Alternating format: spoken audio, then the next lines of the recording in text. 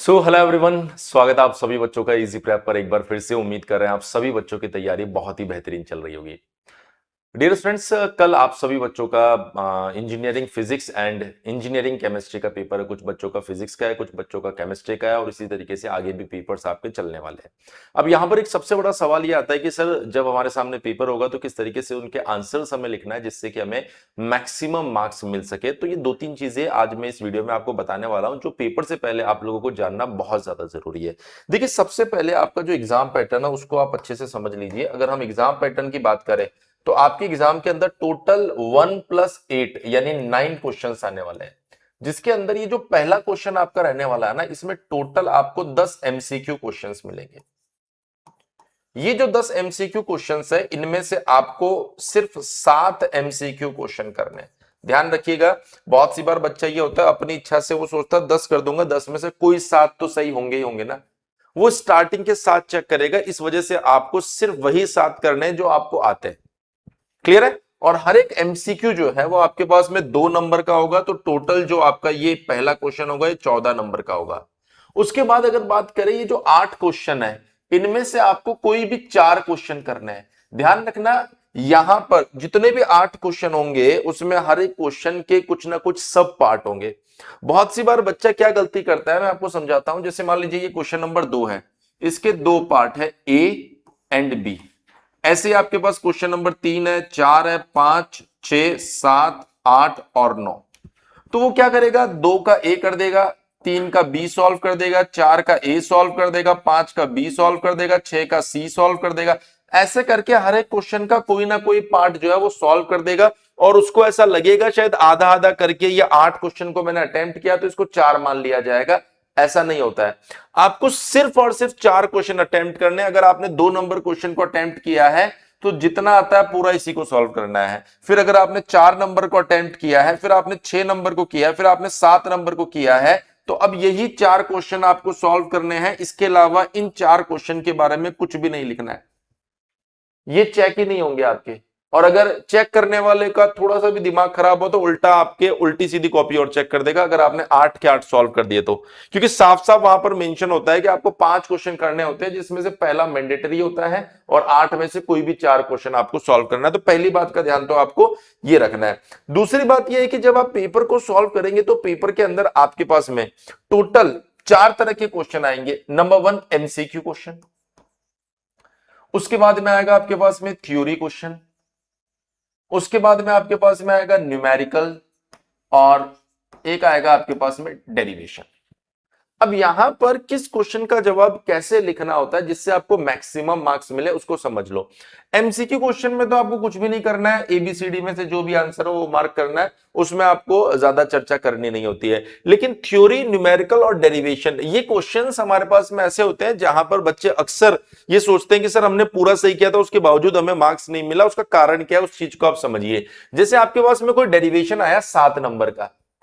अब डेरिवेशन ऐसी चीज है जिसमें 7 में से 7 नंबर आपको मिलेंगे, लेकिन अगर आप इन प्रोसीजर को फॉलो करोगे तो क्या, अगर आप कोई डेरिवेशन करने जा रहे हो तो सबसे पहले आपको ये बताना पड़ेगा कि आप कौन कौन से नोटेशंस यहां पर यूज कर रहे हो।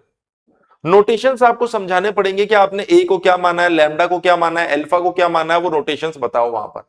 उसके बाद में अगर आप इन बिटवीन कोई थ्योरम या कोई ऐसा फॉर्मूला कुछ भी यूज करते हो तो उसको बताओ। जैसे एग्जांपल आपने बर्नौली थ्योरम यूज किया तो आप बताओ बर्नौली थ्योरम के माध्यम से हम इसको आगे लेकर चल रहे हैं। अगर मान लीजिए इसमें कहीं पर भी आपको कोई डायग्राम की जरूरत पड़ती है तो आप उस डायग्राम को बहुत ही नीट एंड क्लीन बनाओ। उसमें जब भी नेमिंग करो, जैसे मान लो ये आपका डायग्राम है, नेमिंग कर रहे हो तो हॉरिजॉन्टल लाइंस के माध्यम से नेमिंग करो।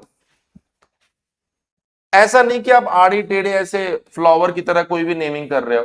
क्लियर है? डायग्राम बनाने के बाद में जब आप उसको डेरिवेशन को सॉल्व करो पूरा, तो सॉल्व करने के बाद में आप उसका कंक्लूजन लिखो कि आप क्या डिराइव करने जा रहे थे। लेट्स से सपोज आप ऐसा बताना चाह रहे थे कि इस पाइप की जो रेडियस है वो लैम्डा स्क्वायर के प्रोपोर्शनल होता है, तो आपका रिजल्ट आने के बाद में इस बात को लिखो कि ऊपर दिए गए रिजल्ट के माध्यम से हम इस बात को बोल सकते हैं कि जो radius of pipe is directly proportional to lambda square.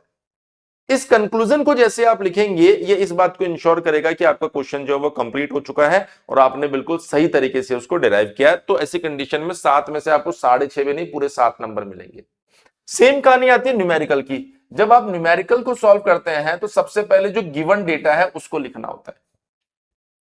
Given data के साथ साथ अगर आप कोई थ्योरम यूज कर रहे हो उसके बाद में, या फिर कोई फॉर्मूला यूज कर रहे हो उसको लिखो, और साइड में अगर आपको डायग्राम की नीड पड़ती है डायग्राम को बनाओ, फिर उसके बाद उसे सॉल्व करो। और सॉल्व करने के बाद में लेट्स से सपोज मान लीजिए आप किसी पाइप की रेडियस फाइंड कर रहे थे और वो आगे 10 सेंटीमीटर, तो उसके बाद में आप फाइनल कंक्लूजन लिखो वहां पर कि hence radius of pipe will be equals to 10 centimetre या 20 सेंटीमीटर, जो भी आ रहा है स्टेटमेंट फॉर्मेट में उसको कंप्लीट करो। अगर आपका 7 नंबर का न्यूमेरिकल होगा, आपका एक सिंगल नंबर भी यहां से नहीं कटेगा। और उसके बाद में आता है हमारे पास में थ्योरी। अब थ्योरी में देखिए, अगर कोई क्वेश्चन आपके सामने आता है और आपने उसको एक बहुत बड़े पेज पर एज अ पैराग्राफ लिख दिया, तो मैक्सिमम टाइम ऐसा होता है कॉपी चेक करने वाले उसको पूरा पढ़ते नहीं है और लगभग एवरेज से नंबर दे देंगे आपको, 7 में से 3 या 4 नंबर दे देंगे। उसी के बजाय अगर आप उसे पॉइंट फॉर्मेट में लिखे, मान लीजिए आपने 7 पॉइंट बना दिए, 7 सब हेडिंग बनाई और उसके अंदर आपने पॉइंट्स बना के लिखा, जहां डायग्राम की जरूरत है वहां पर आपने डायग्राम लिखा, डायग्राम को बनाया, वहां पर हॉरिजॉन्टल लाइन के माध्यम से अगर नेमिंग की, तो ऐसे कंडीशन में वो आपको हो सकता है 7 में से 5.5 नंबर, 6 नंबर दे दे। थ्योरी में हम ये क्लेम नहीं कर सकते 7 में से 7 नंबर वो देगा ही देगा हमें। अगर इस तरीके से आप आंसर लिखोगे तो आपको किसी तरह की कोई समस्या नहीं आएगी। तो कैसे पेपर को अटेम्प्ट करना है और कैसे आंसर्स लिखना है, दोनों चीजें मैंने आपको एक ही वीडियो के अंदर बता दी है। तो आप सभी बच्चे कल के एग्जाम में इस चीज का ध्यान रखना, इवन जो भी एग्जाम आप आगे देने वाले हो उन सब के अंदर इन चीज का ध्यान रखना। इसके साथ ही एक चीज और बता देता हूं, उम्मीद थर्ड सेमेस्टर का जो बैच है वो लॉन्च हो चुका है आप लोगों के लिए, जो कि 16 जुलाई से लाइव स्टार्ट होने वाला है।